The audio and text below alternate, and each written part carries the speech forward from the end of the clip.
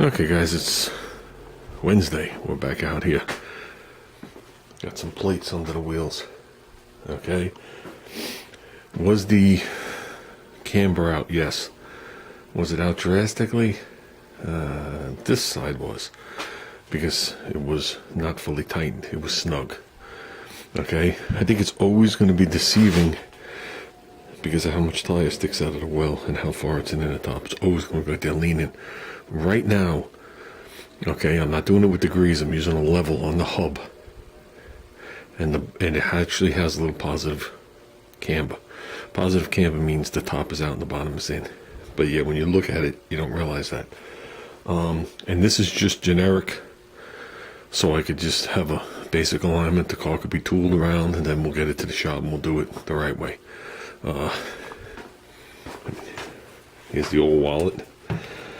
Okay, and in the old wallet, I printed out the inspection sheet probably a year and a half ago. Let's open it up. How scary is that? I printed it a year ago. Okay, just have to look at it quick. Camber. Okay, let's see, what are we looking at here? We want 0.1 degrees positive tolerance. 0.3 positive to 0.3 negative. So basically you want it straight up and down. That'd be close enough. Caster is 1 degree across the board, plus or minus a degree. I'm not going to be able to do that. I'm going to ballpark that, put it roughly where it was before. That's the best I could do. There's no way to adjust caster with the equipment I have. Okay, caster is actually a swing movement. Caster is the actual alignment of the upper and lower ball joint. Leaning it forward or back. Forward on the bottom is positive like a motorcycle. Back is negative like a caster on a shopping cart. Okay. And toe. Toe is in degrees. Okay, so it's 0.13 degrees. How much is that? Probably, I'd have to calculate that. An eighth, whatever, it doesn't even matter. So basically what we're going to do is we're going to do the camber almost straight up and down. The caster, we're going to have to do our best to just wing it, and then the toe, I'm just going to toe it in an eighth, and that's even debatable. That number changes by, if you're doing a tape measure, by the size of your tire, depending on what type of plate you're running. If you have a plate on the bottom and it is a certain distance from the center and you're measuring it there to the other side, doesn't matter how big your tire is. But if you're measuring it from here and your tire is 20 inches or 90 inches, obviously an eighth of an inch could be a difference in that much in reality. So basically we just want it tucked in just a hair, and that'll be good enough for us to do whatever we have to do. So that's why we have no center caps on here, and we're basing it off the hub right here. So front and rear side of the hub are identical. And if you're using levels, if you ever go to the store and buy a level and you want to know if you're buying a good level or an accurate level, it could be a $5 level or a $1,500 level. There's one simple check. I'm trying to get this thing into balance. It's not going to. We're out of room. This place is full, unfortunately. So let's put this here. Put that there. Okay, these are two small levels. One's just a quick double bubble level that you would throw on your countertop when you had a camper, so you could level it off real quick. The other one is just an old school small level. How do you know if you buy a good level? Well, you pick up two levels at the store, okay, and you put them to each other. So we're going to be looking at the bottom one. So we're going to be looking at the one to the left here. You put them to each other and you level. If they both level out, which, see, that one's slightly off, but this is the side with the groove, this is the side for a pipe, so let's go to the flat side. And I'm going to have a hard time doing this. Yep, they're very, very, very close, almost identical to each other. So that tells me that the surface here and the surface here, when I put them together, are right to the actual bubble levels inside, because this one would have to be off in one direction, this one would have to be off in the opposite for them to line up. So That's how you tell if you're buying a good level. And I do have some good levels. Obviously way too big for this. Okay, we abandoned that for now. I crawled under there.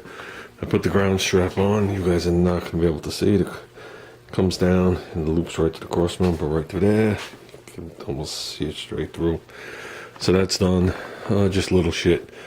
I do want to go under there and I got to definitely play with the caster. Pull it back. Because I don't even have the jam nut on here. So I want it back far enough that I can put the jam nut on and we'll leave it there for now. So, okay, we got the caster set to where it was before we took this car apart. Does that make it right? No. Does that make it equal to each other? Yes. Does it make it closer than me just guessing? Sure. But yeah, it's set to exactly where it was before. Oh, exactly. Within, I'm sure, a couple of degrees of where it was before. The lock nuts on it, and we're good. So right now the lower control arms are tight. I mean, the upper control arms, all the other shit's been tight, but the lower control arms are tight. I adjusted them to where I wanted them. The camber, I put the caster to the only known number I know. We have to set something up with the toe, and I have to go under there. I'm pretty sure I'm missing a bunch of cotter pins. I think all on the steering linkage, but everything's tight. But we will go over everything. I'm pretty sure when I did the suspension, everything got a cotter pin. I was just short cotter pins. So we're gonna do the string method. Yeah, I haven't done that in so long. Basically, it doesn't matter if you're using the string method or you're using a $100,000 machine.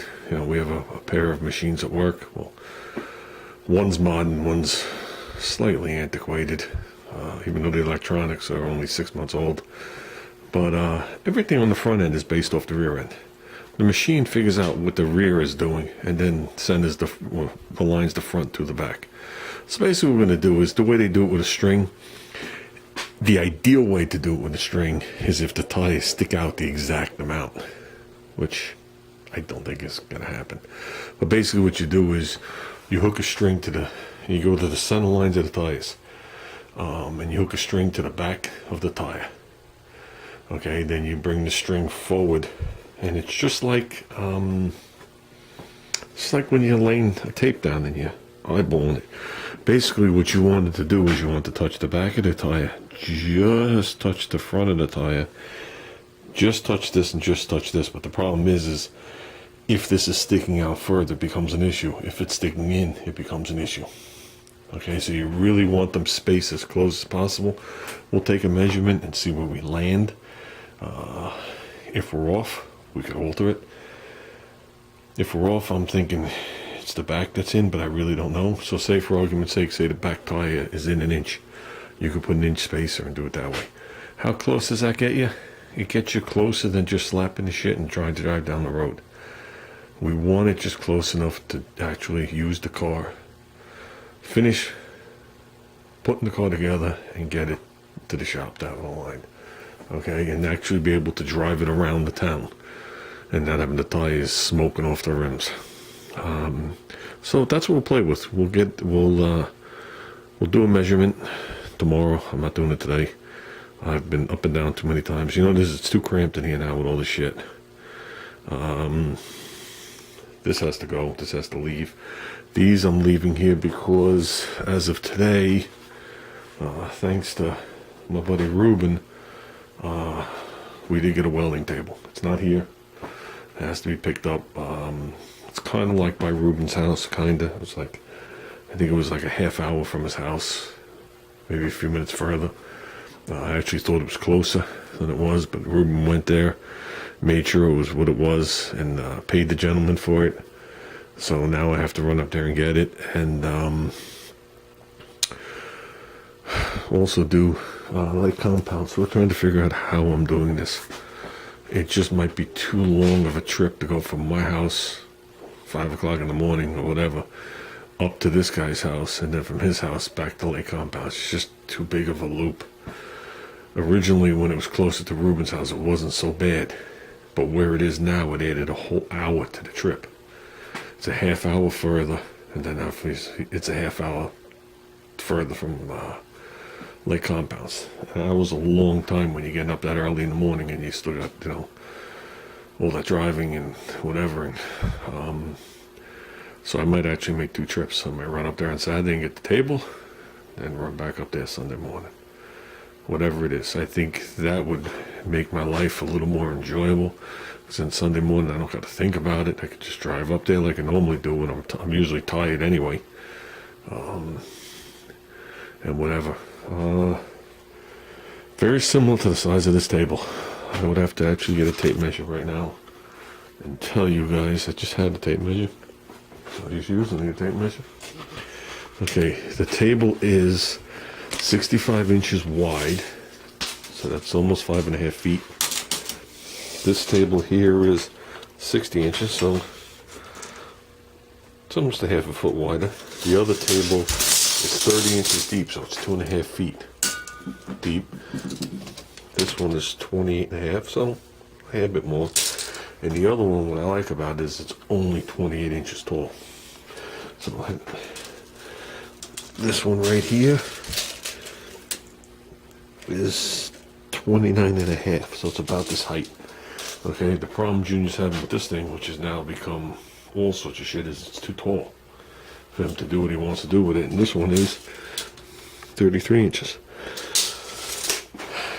And that is within, I don't know, an inch maximum of what it was by adding the ties to it, the wheels. So fabrication table and welding table is a little lower because you got to build up off it usually. Not everything you do is flat. A lot of stuff you do is flat, but this table's strong enough to, I could start building a car frame on it. The table, the top plate, which is unattached at this point, is 3/8 plate, so that's equal to this. So that's nice. I went on the calculator, that's 207 pounds all by itself. Then the table itself is made of, the frame is made of like I-beams, which is pretty cool. It's either, he says it's I-beams or it could be C-channel. Mounted backwards, I'm not really sure. But you could see, you know, the step in right here. And this side's flush.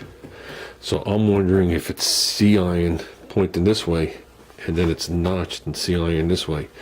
Then the 2 sides are made of plate, but they curve around and they start wide and they taper down. They got these nice, thick, massive blocks on the bottom. Thick, they got to be an inch, guessing by what I'm seeing. And they're decent depth front to rear. And they got leveling bolts in them, a pair of leveling bolts on each corner, so there's 8 leveling bolts. Which is good, because that means wherever I put it, you can crank the bolts, level it off, and it won't wobble on the floor, and you could build a level project. But it also, right now, does not have wheels on it. And this thing's going to be heavy as fuck. So, yeah. So what we're going to do with it right now, I'm not 100% sure. But that'll be a nice size, because this was always a nice size table for me to work on. It just was never designed for anything other than, like I said, it was a free swap meet table with $5 legs that got shortened down as the swap meeting changed. And then I just threw some 2x4s in there, and I always said I don't know why I didn't cut the plywood an inch shorter, because that was the size of the 2x4s. I didn't cut those. It was just, the table was so bowed that I had to throw something there, and it's still bowed. But yeah, it's definitely a nice piece. Ruben loved it when he saw it. So I am now the proud owner of it. I just got to get it here. And that's why these dollies are still sitting here. There's 6 of them here, 2 of them at work. I have 8 of them. Thinking of just putting it on the dollies for now, so we can move it around. It's still working here. Junior's been out here. Junior's been practicing some pipe welding. Okay, this will always look funny to you, but the difference between this is, you can see how thick it is. I'm not sure. Like I said, there's a term for this. I'm not sure. I'm not a welder. He's the one who's going to be the welder. But these were all cut. They were all chamfered. They were all whatever. And basically, you put the root pass in, then you put your hot passes and your filler passes on there. And you don't just do it and roll it on a table. This is a jig somewhere. So part of what you're doing is upside down, part of it's sideways, part of it's this, part of it's over, whatever it is, you know what I mean? You're twisting your body all around, so that makes it kind of like hard to do. And I think these are stick. I could be wrong. I think he was using the stick on those. But whatever. These were the first ones he did.